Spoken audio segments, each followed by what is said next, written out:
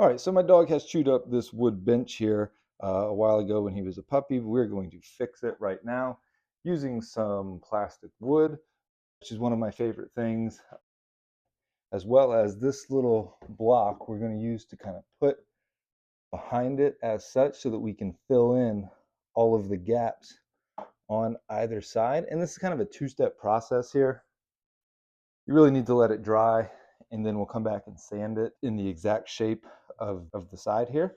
So we're going to get a putty knife. You need to make sure yours is clean with no chips or anything stuck to it, because when you try to skim coat or when you try to apply the plastic wood, it's not going to apply correctly. So let's try this out. I'm just using this block, and we're going to try to get it down in there,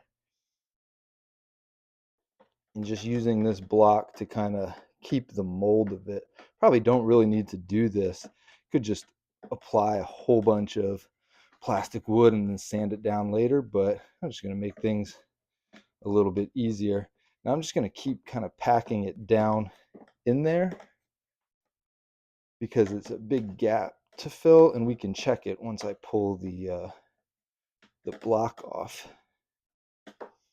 And you can be as liberal as you want with this, because we are going to come back and sand it and likely do a second coat. So let's kind of see how this is going to work. You see what we're doing. We're just working it into the side, and it's coming a little bit loose there. And it's really important to let this dry. If I didn't mention that already, you really got to let the plastic wood dry before you go to sand it, because otherwise you just pull it away. Now let's see what we've got here. And you see how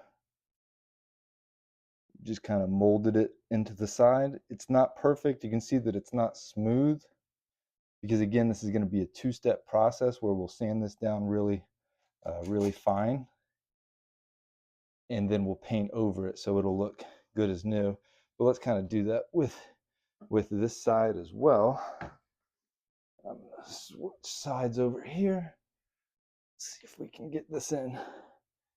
And it's nice and clean. If this were frayed at all, I would probably sand it to touch it up. Because this part is so close, I'm just going to shove this in like this and not worry about the block. Right now, I'll come back to that. We'll dig all this out of here. Make sure that won't dry. Clean that.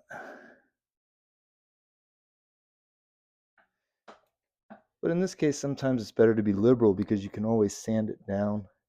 But the thicker you put it on, the more sanding you're going to do and the more blending you're going to do. And that can be a real pain in the ass. Okay, so that looks good for the first one on the outside. Let's put the block here and kind of traverse up, pack it in the top. And you can see I'm already pulling away the plastic wood on the other side. So that's how careful you have to be, and how important it is to let it dry. Because if you start messing with it too early, it's not going to stay. And you can see that already popped out. So we're going to have to do that again. So I might just learn my lesson and leave this side alone, because it's looking good enough. For now, I'm going to leave this side alone. Let's redo this and see if we can get that to stay.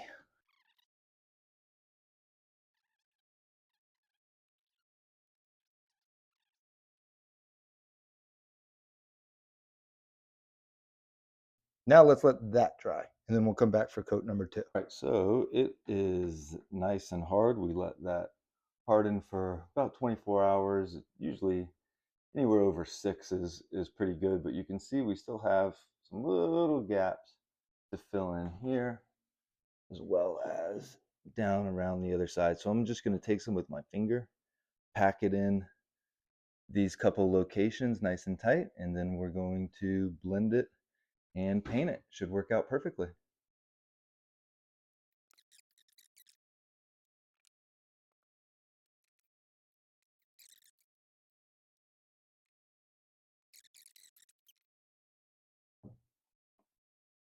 And that should be good for that side. And we're just going to fill in these gaps here.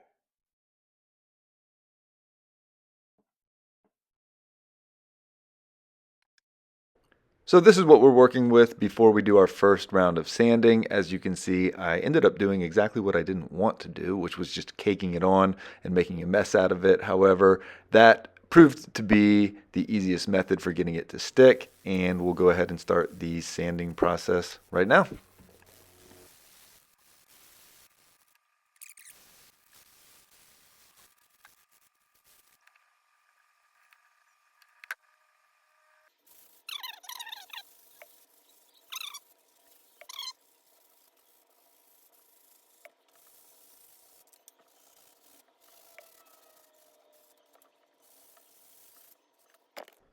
And that is looking pretty good. You can see it's pretty smooth. We're about ready for painting.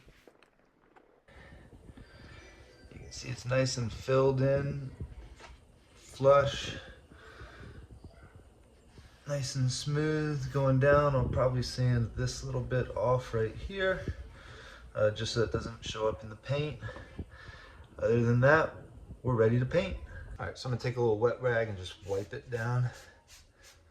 Make sure any loose dust, anything is off. Signs, not too much because I don't want to pull any of the plastic wood off. Get in here, I'll get in here after I paint to kind of clean this out. That should be ready to go.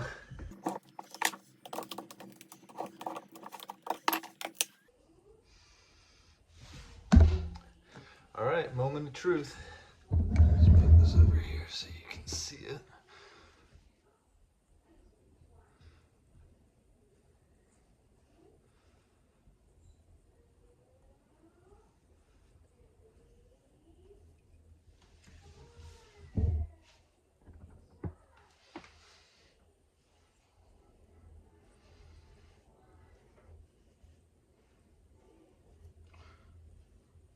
Problem is I'm gonna have to paint the whole thing because it paint sticks out too much. It's being too white and clean.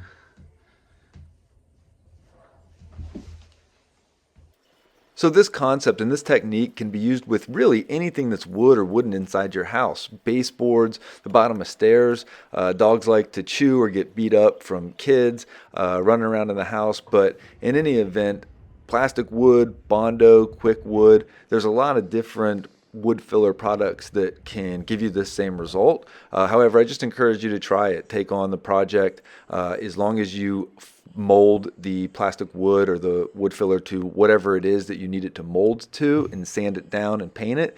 It's going to look good as new. So hope this was helpful. Reach out anytime.